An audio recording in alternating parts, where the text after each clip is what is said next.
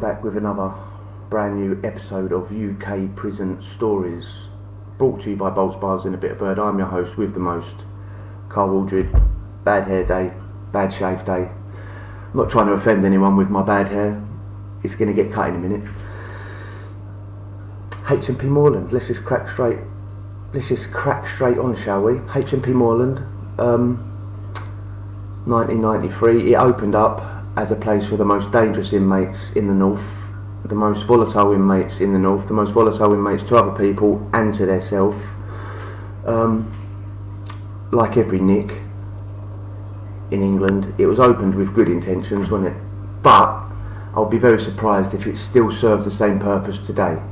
I would probably bet money that it's just another sardine tin now, packing them in. Well, you've all read the papers. It's, jails are full, jails are overcrowding. So, with that in mind, are they really going to be specific with who they can take, or are they just going to, there's a single cell, let's chuck him in. There's another single cell, let's chuck him in. Rehabilitation, does it really work like that? You can decide. But let's just crack straight on. I haven't actually seen this. Let's see what they're saying.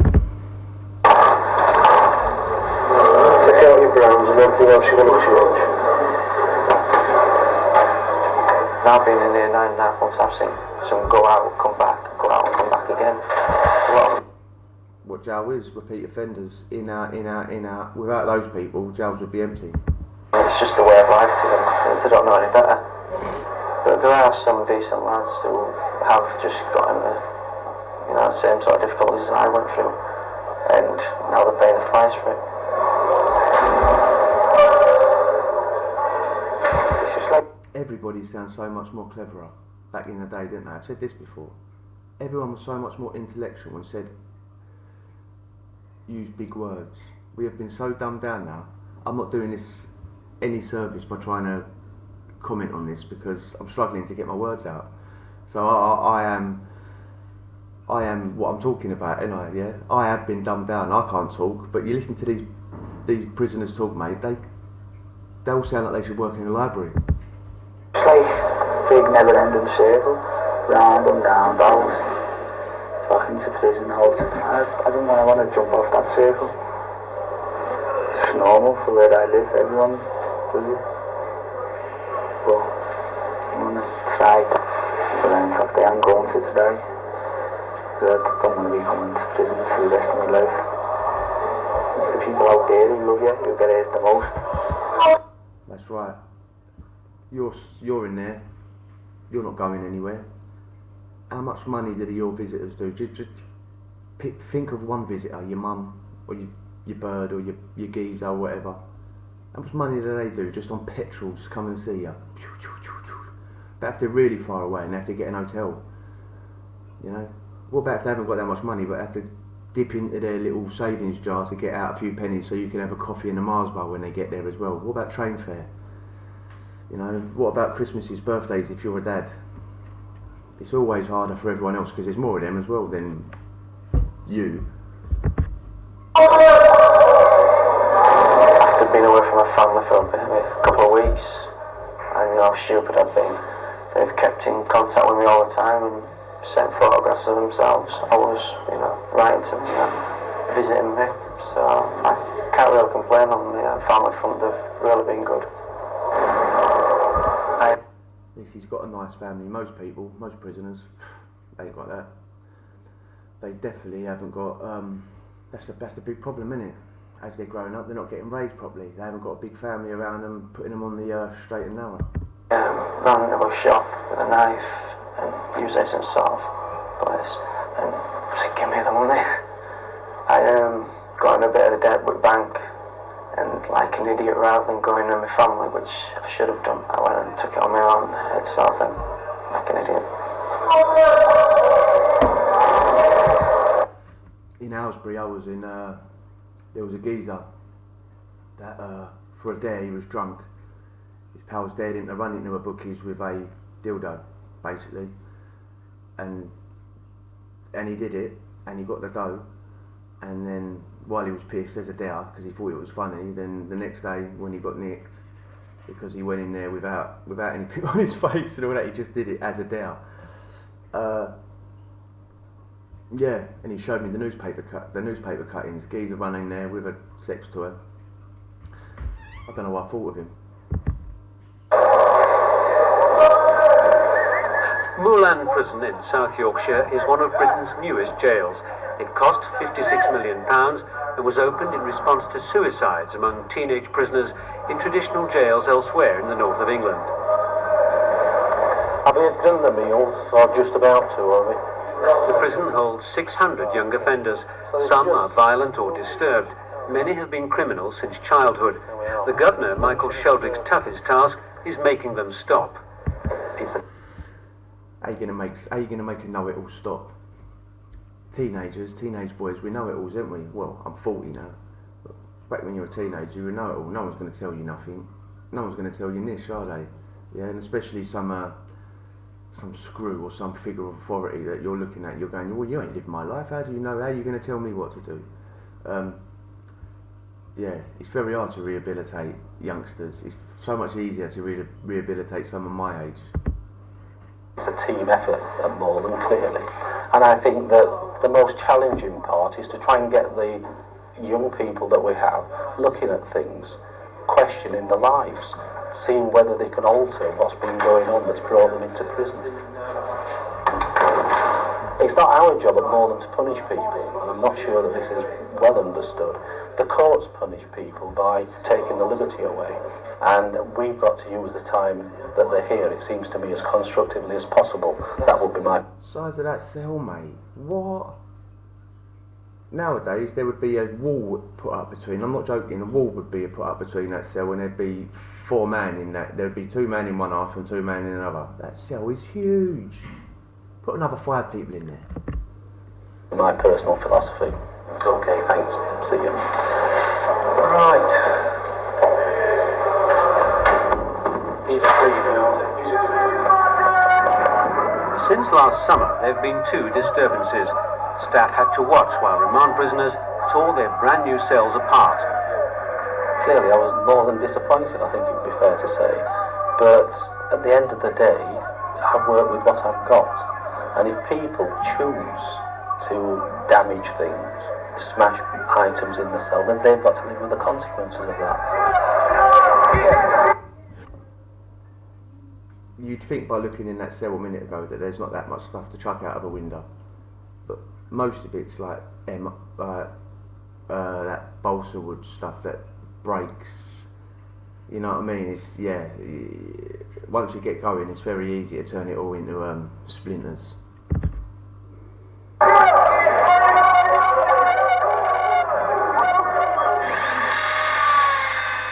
10 months later, some remand prisoners still smash their windows, and repair work on the remand blocks still goes on. Well, I've been here since Tuesday, and it's been like since Christmas from what I've heard. I thought Leicester lads, it's rubbish this jail compared to others I've been. It's cold at night and everything. There's still windows like that now in every jail. They've probably been waiting this long to be fixed. I mean, I've been in Chelmsford, the Field, Scrubs. Well, you ain't got a window, or you've got some homemade little bit of plastic that's just been balanced there. And in the winter it's freezing. You wrap in your blankets around yourself. Probably technically, somewhere down the line, it's probably against some sort of right, but no one really cares about prisoners' rights, do they? It's alright, keep yourself clean. Some of them are a mess with that, with a riot that went on. Kick the windows out. But my cell's tidy, a few of the lads are tidy, you know. Right, good afternoon lads, and welcome to our group this afternoon. The prison chaplain, Stuart Bonney, leads a counselling group for prisoners who tried to injure themselves. In Moorland's first 6 months, there were more than 100 reports of inmates with self-inflicted injuries. Staff believe these sessions help keep the problem of self-injury on. I mean, I'm not taking anything away from the geezer sitting next to the chaplain, but God, mate, that's a haircut and half, isn't it? That's a proper bowl job round his head. Under control. Do any of you ever talk to other people about this? I mean, when you feel... Has he literally put his prison bowl of cake and custard bowl on his head and just cut round it for the camera? I mean, Jesus Christ, that's a mushroom.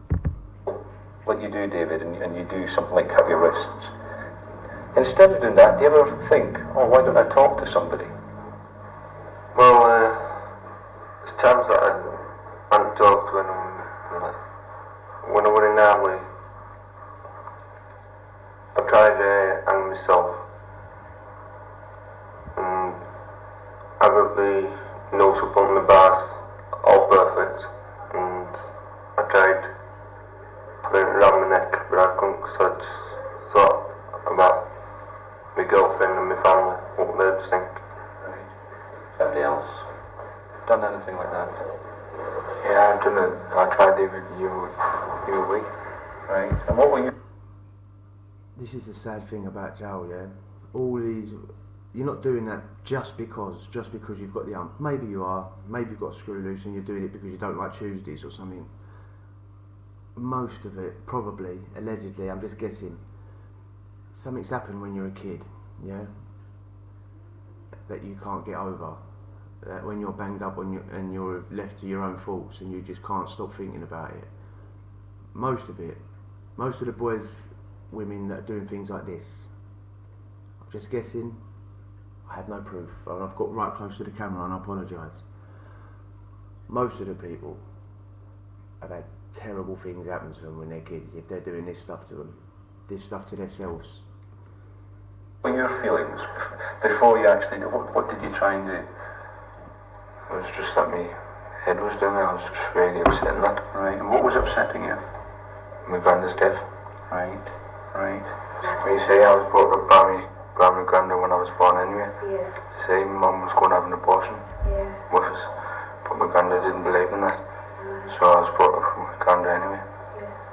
So you've been very, very close to her. And so, you know, it's natural that you should be feeling like this. There's nothing wrong with it. The important thing is that you do feel the feelings, so that you do get them out, however best you want to do it. Don't feel it's a soft thing to do, to cry, because it isn't. It's not easy to cry in prison, is it? Some prisoners Just so you know, those blue and white shirts, they're still worn today. They're probably the same blue and white shirts that have just been washed a million times. feel isolated and a long way from home. It's a tough, enclosed community, and the strongest prisoners find it easiest to survive. For others, it's a different story. Bullying exists in all prisons. In jail, a pair of training shoes is a valuable commodity. Prison discipline is strict. If a prisoner's caught breaking the rules, he can expect to be punished. You feel like people take advantage of it all the time, and then you're just going to get bullied every day. But you've got to stand up for yourself, you know. As in life, innit? It's not just in prison, as in life. You've got to stick up for yourself or people are just going to think you're a victim. Lads, you know what I mean, if they get bullied once and they take it, and then I'm afraid for the rest of the sentence they're just going to get bullied again. And if they move jails, it just goes with them, so they can't ever get rid of it. And it is worse in jail because, like he just said, it's a very small community, so if you've been bullied in one jail and done nothing, people are going to realise in the next jail because you've been shipped there with people that was in that jail with you, people write letters to each other, and plus it's all just the same faces, so even if you get out and come back, you're going to see the same people again. You've got to look a bit tough. You can't let them pick on you, you've got to fight back for yourself, otherwise if you're going to let anyone come here and bully you, and everyone's going to do it, then you'll Rambo, the teenage years. won't get nowhere. The worst thing they could have done is allow them to have their own shoes, because they're coming in with 70, 80, 100 pound trainers on, and as soon as they're walking through the door, there's somebody there taking them off them. If somebody was to say, give me your trainers, I'd just knock him out, like, that's the end of the story, the guy won't ever come back, but I suppose the proper way is you go see the staff. Imagine that, like, prison used to be you have to wear prison shoes and all that, and all of a sudden everyone's got trainers. I could imagine, yeah, it was like a bit of a free-for-all back then, robbing trainers left, right, centre, because it was a commodity. I'm not condoning it, but I could easily see how that happens. Everyone's gone from wearing those silly black shoes to having their own trainers.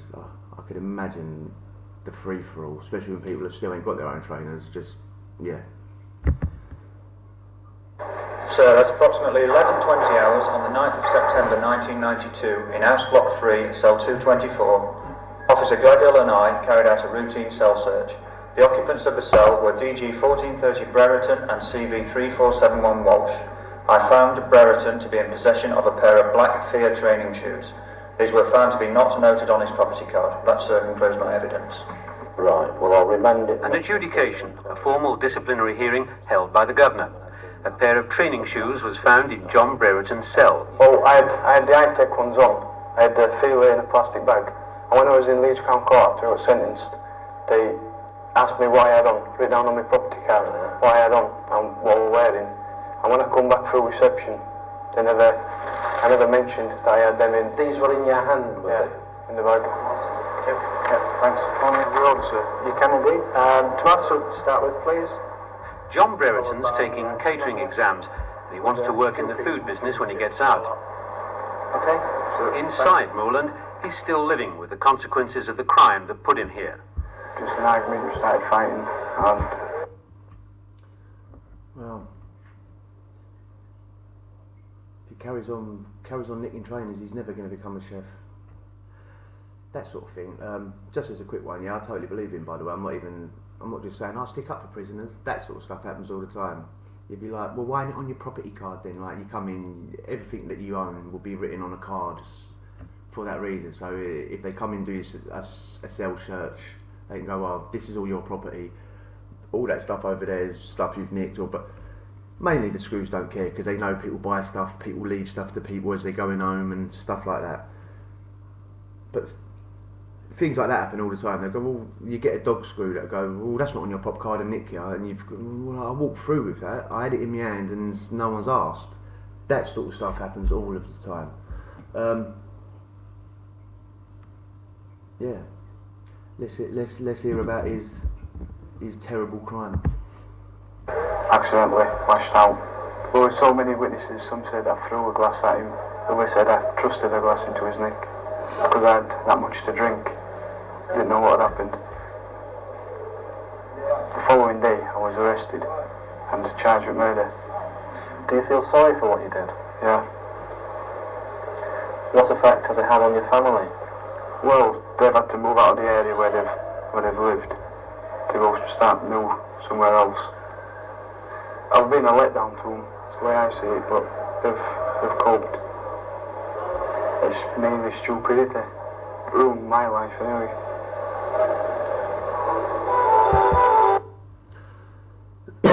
Moment of madness, man. Moment of madness. Just had a drink, you've just done this, you've just done that, and then a fight's happened and now you're doing that. That could literally happen to anyone. George Phillip was jailed when he was 17.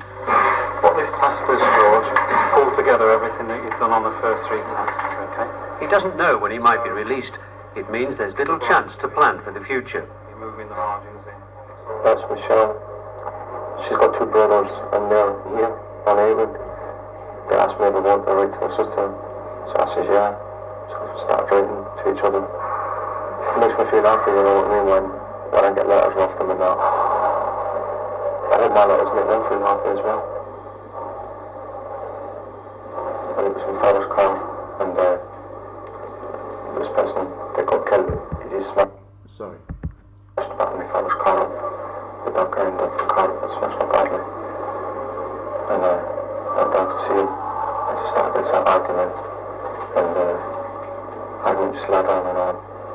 The bodies of Philip Cosburn and his 84-year-old mother Eileen Dade were found in the house in 6th Avenue this morning. Police found the body of Philip Cosburn, who was 45, slumped inside the front door. It's thought he'd been badly beaten. His mother was found in an upstairs room. Well, that night, I don't really know. That's overboard on a whole nother level, isn't it? The geezer and his mum. Is it they killed them, yeah. It was the next day when they had it on the television on the news. I was in shock. I started crying about my brother, he was crying and everything, you know. And my mum and family, they told me I best go to the police station, tell them when they won that. But really shocked and that I was too scared to go down to the police station. 2 teenage brothers. Be hard though, isn't it? The mum and dad's telling you to hand yourself in. It's very hard, isn't it, when you know what you've done, and especially what he's done.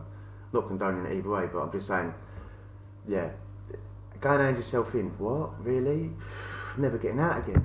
have been ordered to be detained indefinitely by an Old Bailey judge after the murders of a pensioner and her son.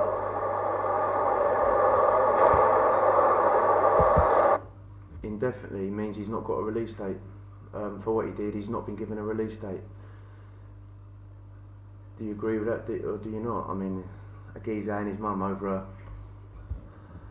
a car. Do you think that's excessive? Do you think he deserved it? Do you think Moorland still run the same, or do you think it's now a tuna tin? Anyway, if you enjoyed that, hit subscribe. We'll chat again. Adios.